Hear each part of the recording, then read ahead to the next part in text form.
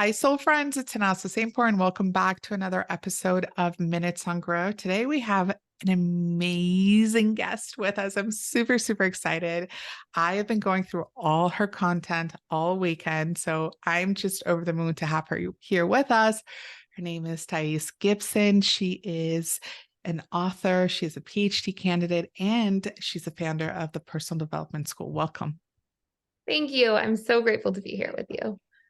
I have so many questions that I want to ask you. I want us to dive right in and so that people can get the most out of this episode because you just have so much wisdom to share.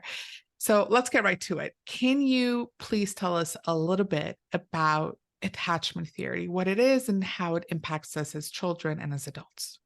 Yes, amazing question. Basically, every single person has an attachment style, and there are four major attachment styles. And I like to think of our attachment style as sort of the subconscious set of rules we learn in our early childhood about love.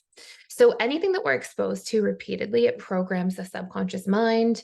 And the subconscious mind is basically our storehouse of information. So, 95 to 97% of our thoughts, our emotions, our beliefs, our actions, and decisions are all actually coming from our subconscious mind, and only 3 to 5% from our conscious mind. So we learn all these ideas essentially at a young age about what needs we should have met in a relationship, what our expectations should be, what our boundaries should look like, what different sort of concepts we internalize about ourselves. If you, for example, have a really critical parent, you might make that mean, okay, I'm not good enough. And so then that becomes a part of our identity, a part of how we expect other people to treat us in relationships. So we really get all of these rules at a very young age about what love or attachment is. And essentially what then takes place is these rules get carried on to our adult romantic relationships, our adult friendships, our adult workplace relationships, our family relationships. Like we really carry these through time. And the analogy I often give is that if you have a different attachment style than somebody, it's almost similar to having you're sitting down to play a board game and you have a different rule book for how the board game is supposed to be. Because if your attachment style really equates to the subconscious set of rules for how to love, how to connect, how to care for others, like imagine sitting down to play a board game with somebody and you have two different rules. One person has the rules for Monopoly and the other person has the rules for Scrabble. It's going to be so confusing unnecessarily. So what we really have to understand is we each have unique ideas about love based on our attachment style, and these things really come from childhood. So attachment theory was originally developed by John Bowlby decades ago, a very long time ago now. And it's been studied for quite some time. And I actually learned about it in first year university. And my sort of bone to pick with it later on was well, there's a lot of talk about the four attachment styles, but there's not very much talk about how to change your attachment style. We're not born with an attachment style. It gets conditioned into us over time. How do we change it? So we actually created a body of work called integrated attachment theory that's about taking this information of the four attachment styles and then being able to recondition to become securely attached. So the four styles themselves are, number one, the securely attached person. So the secure attachment style essentially grows up in a household where there's a lot of consistency, there's a lot of safety, there's a lot of harmony. So they also get a lot of approach-oriented behaviors from their caregivers, which means if they cry as a child, the parent will come towards them, will try to figure out why they're crying, what's affecting them, will be really present with them to try to sort of decode, do you need food? Do you need water? What is it that's going on? And so, what this child actually learns and their early sets of programs become is, okay, well, when I express emotion, I get my needs met. So it's safe to express my emotions. It's safe to express my needs. It's safe to rely on somebody else. And they build a lot of trust through that process.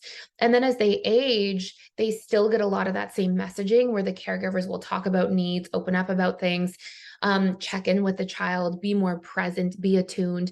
So this person becomes an adult and they learn it's great to rely on people. It's great to hash out problems. We can solve them. We can communicate. My boundaries are seen and heard. They learn all these really healthy mechanisms. The research originally showed that we had about 50% of people who were securely attached about 2 decades ago. And now that number seems to be waning. So it seems to be hitting closer to around 30%. So securely attached people also statistically do the best in relationships because they learn a lot of good things. So that's the first one.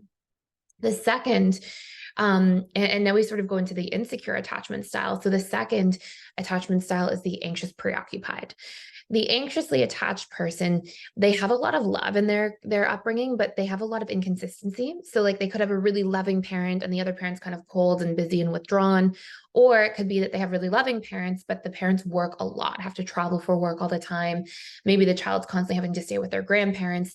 So they get this conditioning. So conditioning happens really through like repetition and emotion. So they get these repeated dynamics of having love and then it being taken away, having love, taken away. And so what happens over time is they come to really fear that taking away of love. In other words, they come to really fear abandonment. And they will be really hypervigilant about being abandoned. They'll really worry about being rejected, not good enough, excluded. Like they're very sensitive to people dynamics. And they try to cope with those dynamics by trying to hold on really tight to the people around them. And so they will sometimes be a little bit clingy in relationships or needy, and they will really abandon themselves to prioritize other people. So they will, say everything's fine if it's not, or they will people please a lot. And it's all because they're actually really trying to not be left or abandoned, because those were their big pain points from childhood. So that's the anxious preoccupied. Then we have our dismissive avoidant, who, if you imagine like a continuum, they're kind of at the opposite end of the continuum. So the dismissive avoidant attachment style has basically the opposite of the anxious. They have a lot of childhood emotional neglect, and it often flies under the radar. So it can be very overt, like food's not on the table, nobody's taking them to school, they don't have clean clothes. Like it can be overt for sure, but more often than not, the vast majority of the time, it's covert. So it's that there's structure, they're at school on time, but nobody's there to be like, hey, how was your day? How are you feeling?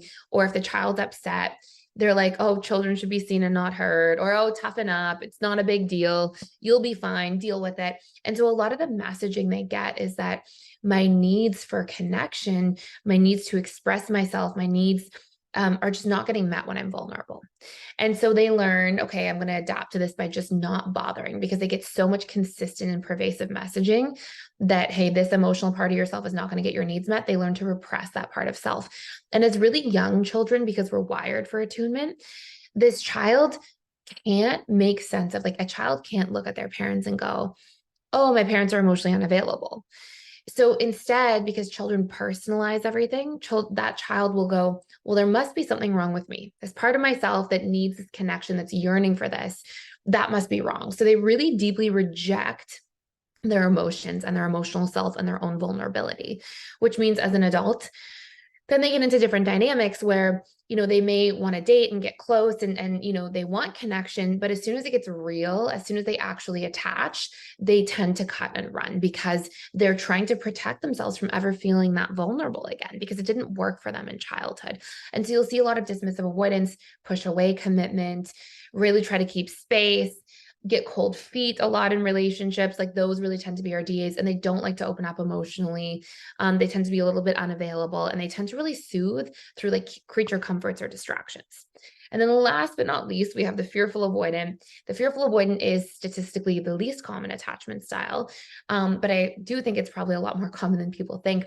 And the fearful avoidant gets generally exposed to a lot of chaos in childhood. So the best analogy I have for this, and this isn't what encompasses all the dynamics that can create fearful avoidant attachment style, but I think it paints the clearest picture, which is if you can imagine that a fearful avoidant has a parent who's an alcoholic, and let's pretend it's mom. So one day, mom comes home and mom's drinking and she's in a really great mood and she's really nice and warm. And you're like, oh, she's nice, but you can tell she's like not 100%. Another day, mom comes home, she's drank way too much. Now she's angry, right? She's the angry drinker. And now she's scary and she's harsh and she's cruel. And then another day, mom's sobering up and she feels guilty and she's nice. And another day, mom's sobering up and she's going through withdrawals and she's really critical and harsh and cold again. It's almost like you just never know who you're gonna get. And so this can, happen through a parent that has addiction. This can happen through a really ugly divorce. This can happen through parents fighting a lot and sort of like pulling the child between each parent. And so a lot of these types of circumstances will create fearful avoidant attachment styles, where the child has to learn to be extremely hypervigilant about everything, like constantly reading between the lines, to be two steps ahead, like what kind of fight are my parents going to have today? Or what kind of version of mom drinking am I going to have today? Or dad using, or, there's these dynamics where like they cannot trust the connection. They have to constantly be walking on eggshells, on their toes.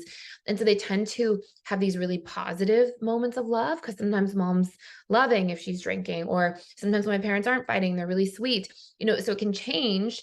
But they also have really terrifying sort of stories about love and experiences with love. So they have conflicting ideas about love and connection, which means as adults, they have this really strong push-pull pattern within them where they want closeness, they want it, and then it gets real, and then they're like, get away because this will hurt me. And then it pulls away, and then they want it again, and then they, and they go through this cycle of being very hot and cold in relationships. It can be very confusing for their partners. But it's because they're kind of going through this inner battle with themselves of having that anxious side and the avoidance side. And it's like that pendulum is constantly swinging. So those are the 4 major attachment styles as a whole. Wow. That was so much, but so informative.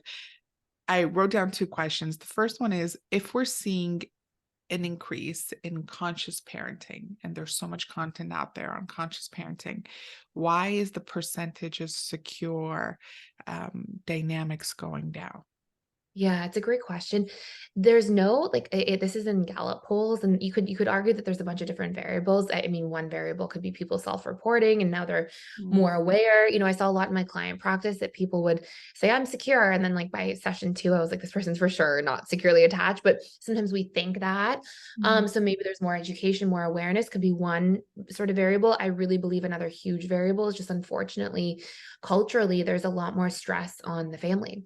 I Right. think when you grow up and there was one parent that could statistically stay at home much more and give more presence and connection and attunement to the child, when there was less financial stress, less inflationary stress, less pressure. I mean, I think that, to be perfectly honest, we live in a different environment than we did just a Mhm. generation ago, where now, presence is one of the most impactful things on a child's conditioning in their ability to trust, to connect, to feel open, to feel seen, to feel heard.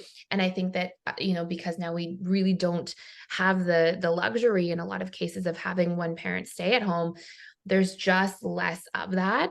And I think that puts certain stressors on like the family dynamic in certain ways. So there's definitely some really great things happening culturally where there is more awareness. There is a lot more mainstream in terms of like psychology and the psychological impact of things. But I think on the other side, there's, a lot of things happening where we don't have to, we don't have like there's a lot of single parent households. There's Yeah, not 2 parents where one parent can stay home more frequently as well. So there's just a lot more stress that way. And I think that's also bleeding into attachment parenting. that makes a lot of sense. Thanks. Um, as you were describing the 4 attachment styles, one question that kept coming up, and of course, it's one that I see with my own clients as well, is the anxious avoidant dance. What Mm. happens when, we have one partner who has an anxious attachment style and the other has the avoidant, which are 2 completely, different languages, I would say. They speak Yeah. different languages. What Yeah. happens then? And what does that look like? And how does that impact the dynamic? And can it be successful? Yeah, so one of the things I love about this is that usually exactly what each person needs to do to save the relationship is also what they need to do to heal themselves. So like if you see an anxious person with a dismissive avoidant, and this happens a lot. I mean, they commonly attract each other in relationships way more than you will see styles of the same attachment style getting together, perhaps with the exception of 2 securely attached people who often get together. And second to that, sometimes 2 fearful avoidance, but more often than not, you'll see an anxious with a fearful avoidant, or an anxious with a dismissive avoidant, or a dismissive with a fearful avoidant. Like, you usually see these different attachment style pairings. But what happens is, if you look at what each needs to do to heal the relationship, they also happen to be the biggest things they need to do to heal their attachment style and become secure. So as an example, you'll see the anxious preoccupied. They actually really need to learn to speak up for their needs, to have boundaries, to maintain the relationship to themselves and to the other areas of life. Like, a lot of anxious preoccupied individuals are very codependent. So they will, as soon as they're dating somebody, that person's now the center of their world. And they won't spend as much time on their career goals or their financial goals or with friends and with family. They'll kind of like sort of dismiss those areas of their lives to focus on the relationship. And they need to keep those areas of their life for the relationship to work. They need to maintain a sense of self identity, and they need to be able to learn to meet their own needs and have their own boundaries and break out of that codependency. And in doing that, that makes them much more attractive to their dismissive avoidant partner. And that also helps the anxious preoccupied person learn to self-soothe, because if they're meeting their own needs, if they've got other areas of their life that are support systems, then they can soothe better through doing that, rather than what they sometimes accidentally do, which is put a little bit too much pressure on their partner to do the soothing for them, rather than it being interdependence, which means we can do it together, we can soothe together, and I can soothe on my own too. And so that tends to be a huge step for the anxious person. And so when they do that to save the relationship with the DA, those also tend to be things that have the greatest benefit to themselves. So it's kind of a win-win. And if you look at from a dismissive avoidant perspective, what they need to do to save the relationship is learn to be vulnerable, learn to actually be okay with their emotions and with feeling, learn to express their emotions and have them seen and heard, learn to receive support and talk about their needs. And so a lot of these things that the dismissive avoidant has to do for the relationship to work, that their partner's waiting for, give reassurance, communicate differently. Like a lot of these things are also what the DA needs to do to become secure. So it works out beautifully if both people are willing to do the work. If people are not willing to do the work, or if they don't realize that they have a different attachment style, what we tend to see instead is that everybody personalizes the other's behavior. Like the anxious person can't realize that easily, because everybody tends to project from their perception, right? We all do this as all human beings. So the anxious person often sits and thinks, well, if I didn't want to spend as much time with my partner, it would mean I don't like them that much anymore. So this person doesn't want to spend as much time with me as I do with them. They must be losing their feelings. And then their abandonment wounds are triggered. And then they jump to conclusions and they feel really anxious. And the dismissive avoidant often jumps to conclusions of like, well, if somebody is constantly trying to take more of my time, if I were doing that, it's like I must want to be trapping somebody or, controlling them. And so the DA gets really afraid that they're being trapped or controlled, or that they're going to lose their independence and autonomy, which is what helped them feel safe in a really uncomfortable childhood. So they're very unwilling to give that up. And so we jump to all these conclusions about each other until we learn that we have different attachment styles. And then when we do that work to really heal ourselves, it also heals the relationship and vice versa. Very powerful. So, um, regardless of what our attachment theory is today, there is always room for us to move towards a secure attachment style if we Yes, do the work. absolutely. Mhm. Absolutely. And there's ways, like, I think a lot of like the traditional sort of methods out there target the conscious mind, like, Mhm. oh, just communicate differently. And it's that simple. But we actually have to recondition our patterns, like at a subconscious level. And that does take specific work. But as we learn, like, we really reprogram with repetition and emotion. And so going back to what I said earlier, like, we are not born with our attachment style. What happens is we get this repeated exposure to seeing things, right? Like seeing the way our parents interacted, or seeing if our parents were present with us or not present with us. And so through that repeated exposure to something made us feel something. And Mhm. when we have repetition and emotion, it's actually firing and wiring neural pathways.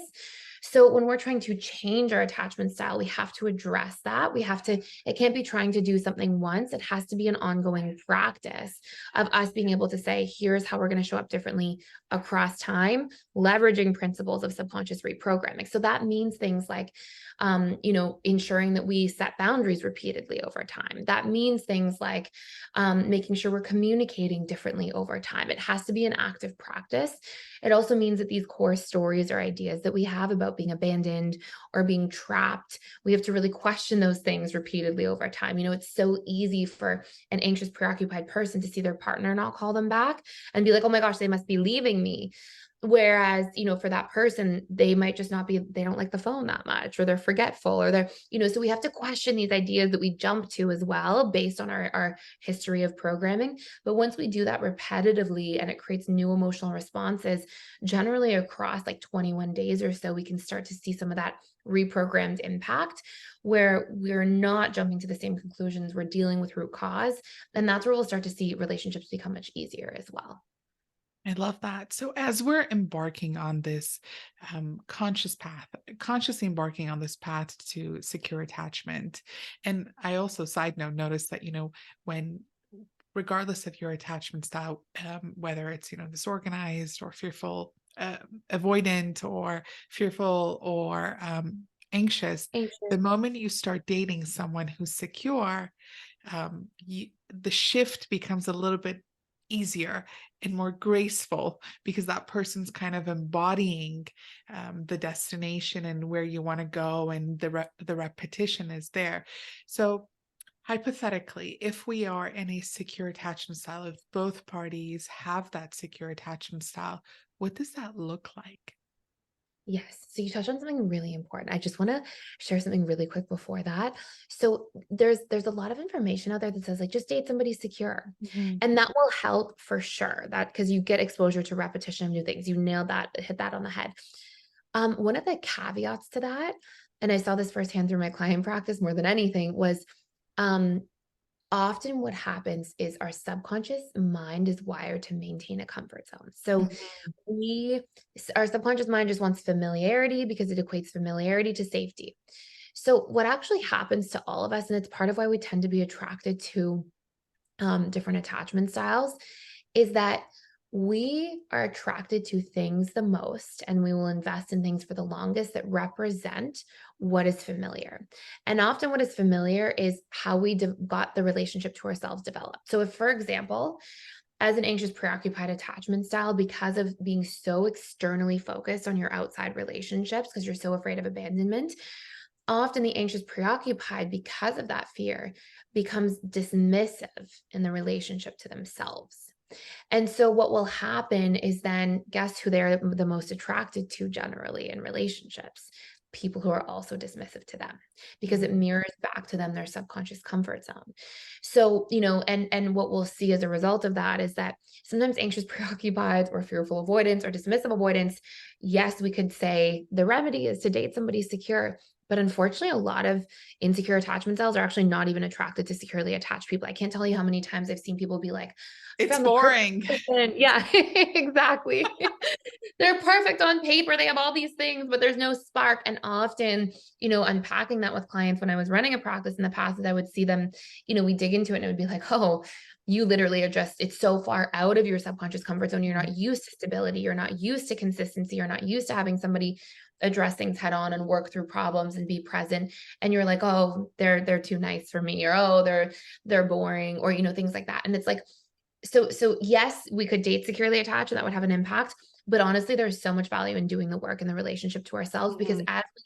as we learn to meet our own needs, have healthy boundaries, recondition these core wounds, these abandonment fears, or being trapped or not being able to trust wounds that all these different attachment styles have, as we learn to do that work and as we learn to meet our own needs and self-soothe, what we're actually doing at the root is we're becoming securely attached to ourselves. And we're learning to lean on ourselves, rely on ourselves, show up consistently with ourselves. And once that internal subconscious comfort zone changes, now we'll actually be attracted to people who mirror those secure patterns back. And so, there's a book called Attach, and it's a great book. It's an amazing introductory book.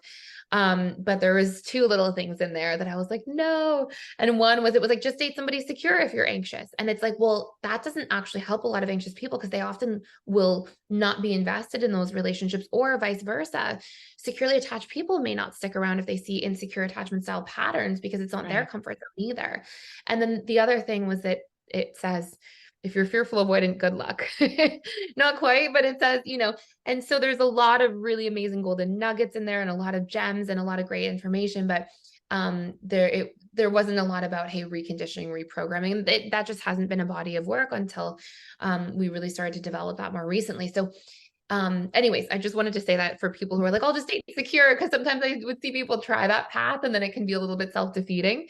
So I think that's sort of important to acknowledge. But when you have two securely attached people together, and when somebody either has like earned secure, they've really reconditioned that secure style, or, if we just look at like traditional secure relationships, you'll see a lot of really powerful things. One of them being that securely attached people are attuned to each other. So they notice a lot of the different dynamics with one another.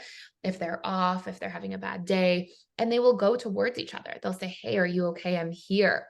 Whereas with insecure relationships, sometimes you'll actually see people personalize that. Like if their partner's in a bad mood, it's easy to be like, oh, are they upset with me, or what's going on?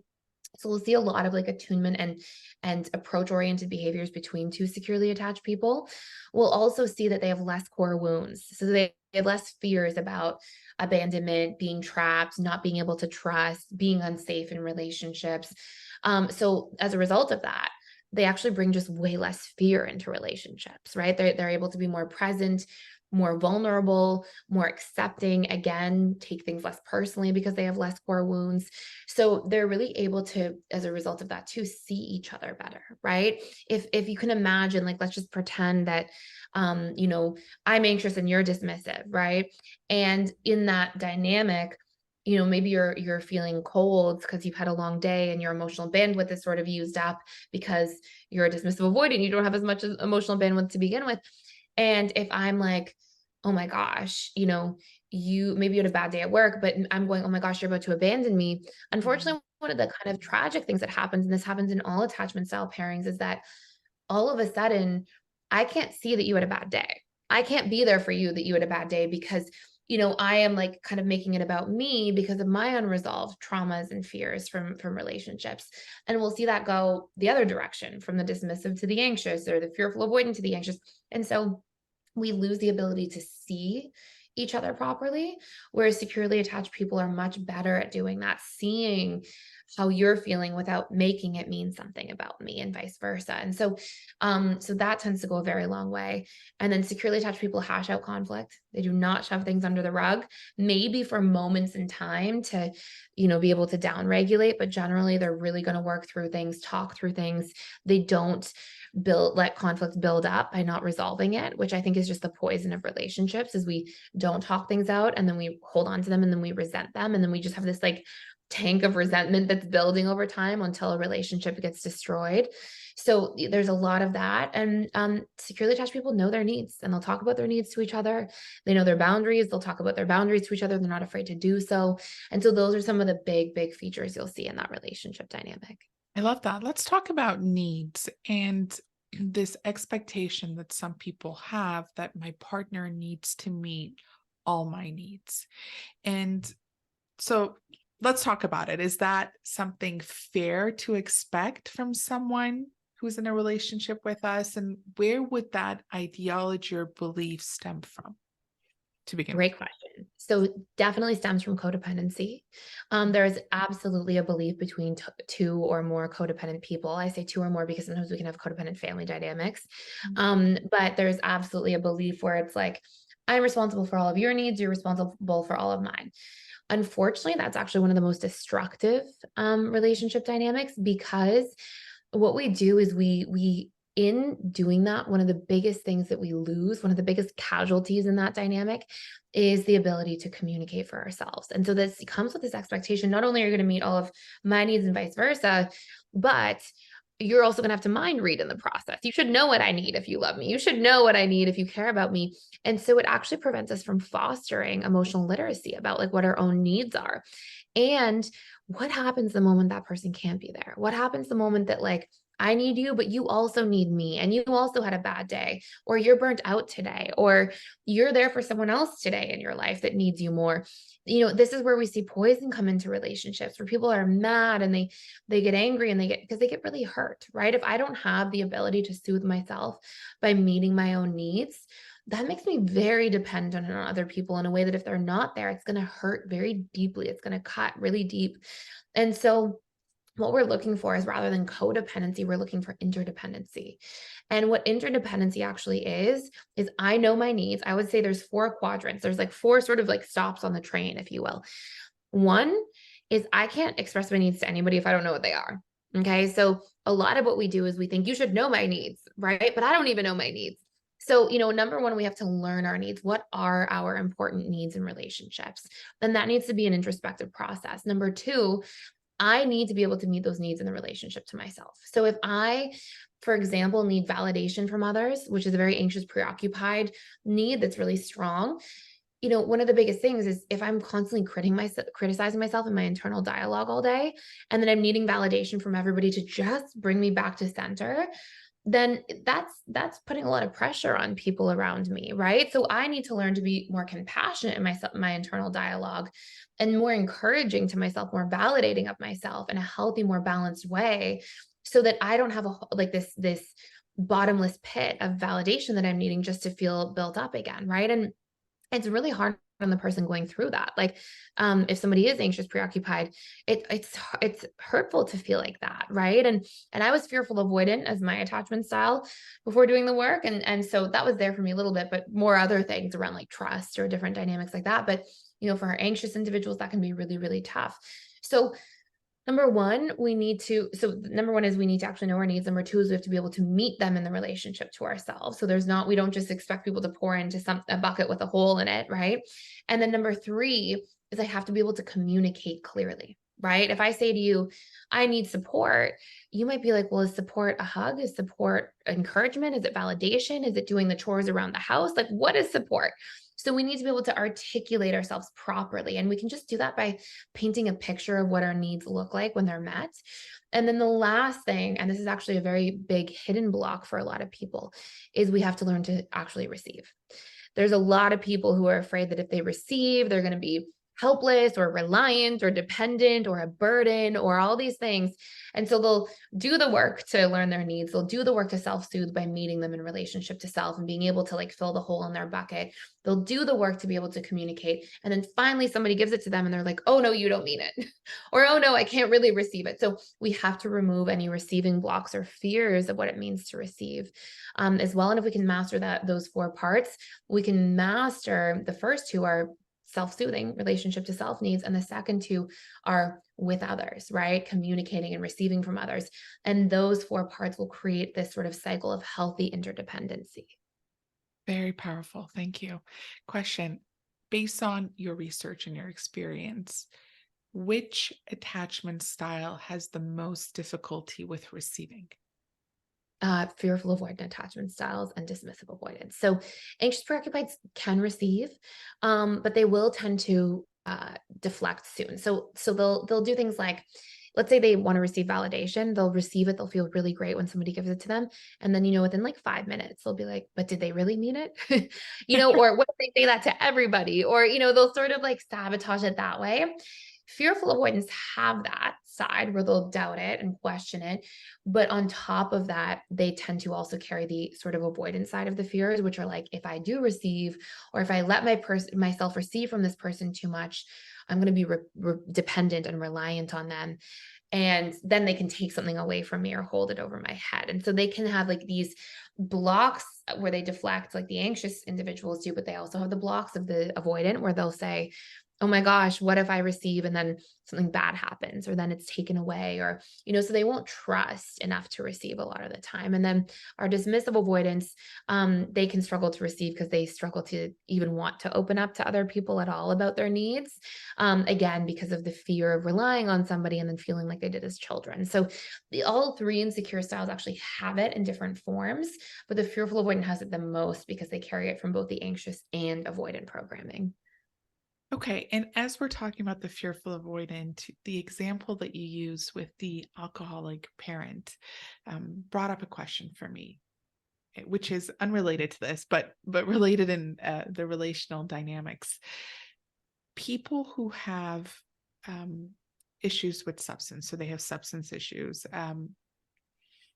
addictive personalities, addictive patterns of behavior, whether it's, with alcohol, with drugs, with sex, with pornography.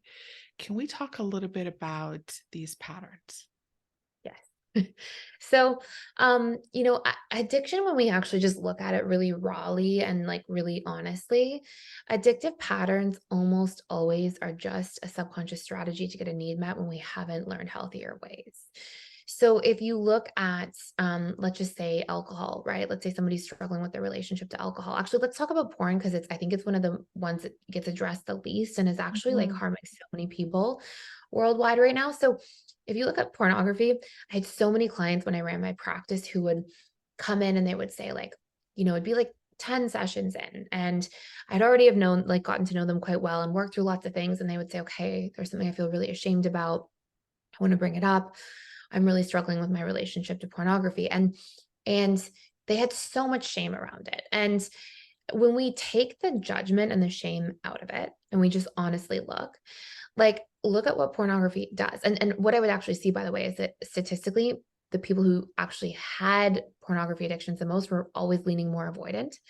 Um, Statistically, it doesn't mean that every single person was, but vast majority. And when you look, avoidant individuals, they have different core wounds and different needs. So their core wounds tend to be defectiveness, feeling afraid of like being seen as shameful, right? So they won't let people really see them, and they struggle to let people in. They also feel unsafe in relationships, opening up, a lot of those different things. They're afraid of feeling weak, trapped, helpless, powerless. Like these tend to be a lot of their big wounds. They tend to have I don't belong core wound. So these are their big things from childhood. If you look at pornography, you basically get needs met without having to get your core wounds come up and get in the way. So the needs that people will often get met are connection in some form, right? Novelty, vulnerability in a sense doesn't have to be touched, right? Like if you think of like the demand for vulnerability required to be able to cross the threshold into having a sexual experience with somebody, I mean, you're naked. It's very Right. vulnerable. And so for people who are really afraid of being vulnerable, where they can get their sexual needs met, they have control over the experience, they have novelty, they have, that nobody's, making them open up or commit to anything. So you can see what happens is pornography almost becomes this outlet where you get these specific needs met that are needs dismissive avoidants have, but without having to deal with any of the core wounds, feeling weak, feeling open, feeling vulnerable, feeling shamed. I mean, a lot of dismissive avoidant men, I think people would be surprised how much like pressure they put on themselves around sex as well. And so you don't have to deal with any of the core wounds, and yet you have access to these needs. And so rather than seeing like addictive patterns like that as like, oh, this, I do think that I want to be mindful. Like, it depends what addiction we're talking about. A lot of people just, I think, sometimes put addiction in a bit of a category, like it's just a disease. That's it. And I think that it's healthy to look at it that way, because I think it represents like how tremendously powerful addictive patterns can be. But I also think that it can be limiting because it's not something that we're born with, again, and it's something that happens when we have dysfunctional subconscious patterns because we haven't learned better ways to get our needs met, or we haven't reprogrammed core wounds. And so I think that, there's benefit to that because it can be so intense, but also there's drawbacks in the fact that sometimes we don't get the things that we can work with, right? So what I would really get a lot of people to do is learn what the needs were that the addictive pattern was meeting, come up with upgraded strategies to get those needs met in much healthier, more productive ways, do a lot of reprogramming work to get those needs met very directly, very healthily, build a relationship to those needs, and also reprogram the wounds that were blocking them, right? So the fears of vulnerability, recondition them. The fears of being shamed, recondition them. And there's a lot of different like reprogramming mechanisms we can use there. But if we can get rid of core wounds and then we can meet needs, what I would see over and over and over again is that those addictive patterns can fall away. And so that's where there's a lot of powerful sort of things to work with at the subconscious level of mind. That's such an empowering reframe to know that, you're not stuck and there's always a way out and there's always hope. Because sometimes, Yeah. with addiction, we feel like, it's so we get stuck in the darkness. And I want to be mindful. I was actually somebody who struggled with addiction as a teenager, to opiates after a knee surgery. And that was actually part of my sort of journey into getting into this. I want to be mindful that, like, obviously, an addiction to gambling or to Mm. pornography is different than obviously the physiological components of what it means to go through really heavy duty withdrawals from things like Right. opiates, or, and alcohol as well, right? We can see some really dangerous like physiological components, where like rehab and things like that are very meaningful. But it's really important that we look at both. I think that's like the big Mhm. sort of message I have around that, is just that, like, if we just look at the physical components and we just box something in as a disease and that's it, that's very disempowering for the individual. It's scary because it's creating more learned helplessness. But if we realize, yes, there can be really strong physiological components, we can even be addicted to the neurochemistry of things. in more subtle ways, of course, but for things like gambling or pornography. But if we can realize, yes, there's a physiological component and we have to mitigate that, but then at the same time, there are some really powerful subconscious, like mental, emotional things we can do to get ourselves out of that box and to really facilitate that change. That balance and harmony of the both sides is where we see tremendous potential to really shift and change out of, I think, what we even make addiction mean as a society right now. I love that. I can listen to you forever and ever and ever, Oh, but we're thank constrained by you. time. So, how can the audience connect with you and just hear more from, Thank you and your wisdom? Thank you. Yes, so we I guess a couple places. So I put out free daily content on YouTube at Personal Development School dash Thais Gibson. So THAIS and then Gibson. And then also we have a free attachment style quiz on our website. So personaldevelopmentschool.com. And you can take a quiz. It gives you like a free report with all of your wounds and your limiting beliefs and some strategies for stuff. So if somebody's interested in their attachment style, they can sort of start that journey there as well. I love that. I'm going to put that in the show notes so people can just copy paste and get access to these amazing resources that can be such a game changer when we're doing the inner work to have that insight and that awareness. Awesome. Thank you so much. It's been so nice speaking with you, and this was so fun. So much fun. Thank you so, so much for being here, for sharing all your insights with us. It's been an absolute pleasure having you on. Thank you so much. Have a good day, everyone. Speak soon.